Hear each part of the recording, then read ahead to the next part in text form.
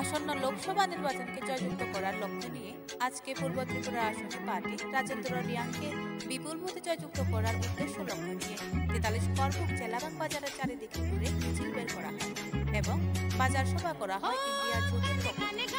এখানে উপস্থিত ছিলেন 43 করবুক প্রাক্তন বিধায়ক প্রিয়মণি দেববর্মা, আরও সঙ্গে উপস্থিত ছিলেন ইন্ডিয়া জোটের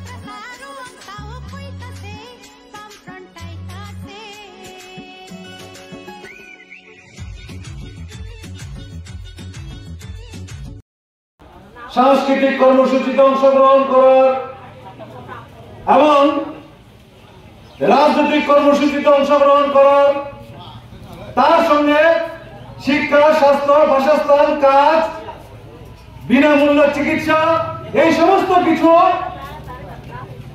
নাগরিক পরিষেবা সরকার প্রদান করবে। সরকার দ্বারা নাগরিকগণ, দেশের জনগণ এই সুফল ভোগ করবেন। এটাই হলো আমাদের ভারতবর্ষের সংবিধান, যে সাংবিধানিক অধিকারে যে সমস্ত সুযোগ সুবিধা দেওয়া হয়েছে সেগুলো সাংবিধানিক এই অধিকারগুলো ভোগ করার আমরা যে কথাগুলো বলছি, আমরা যে কথাগুলো কইতেছি, আজকে আমরা দেখলাম এই যে মিছিলটা কিছুক্ষণ আগে করলাম, এই মিছিলে ইচ্ছা থাকার পরেও, মনে আগ্রহ থাকার পরেও অনেকে কিন্তু আমাদের মিছিলে অংশগ্রহণ করার সাহস দেখাইতে পারেন নাই, মিছিলে অংশগ্রহণ করেন নাই। এটা কোন জবরদস্তি না মিছিলে যে অংশগ্রহণ করতে হইব।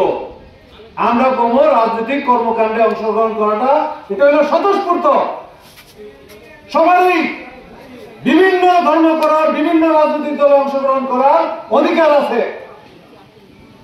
এই অধিকার ভোগ করতে গিয়া সংকোচ, দ্বিধাদ্বন্দ্ব এবং উৎকণ্ঠা, উদ্বেগ একটা মানুষের মধ্যে একরকম ভয় আজকে ভারতবর্ষের প্রত্যেকটা মানুষের মধ্যে তৈরি হয়ে গেছে।